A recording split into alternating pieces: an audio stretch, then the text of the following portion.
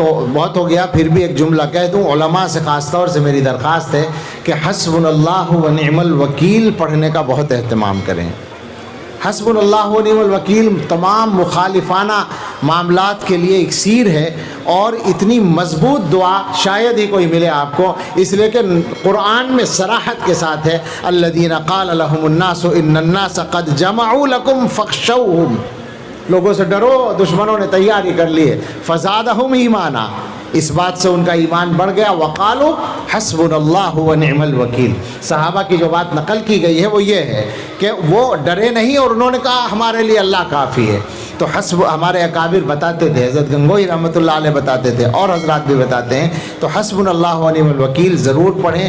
علماء سے گزارش ہے کہ جس کو جیسا موقع ملے کم سے کم 200 مرتبہ، جن کو موقع ہو 500 مرتبہ ضرور پڑھ لیا کریں، اپنے لیے، اپنے گھر والوں کے لیے، اور سارے مسلمانوں کی نیت کر کے، دشمنوں سے حفاظت کی نیت کر کے ضرور پڑھا کریں. اللہ تعالی حفاظت فرمائے.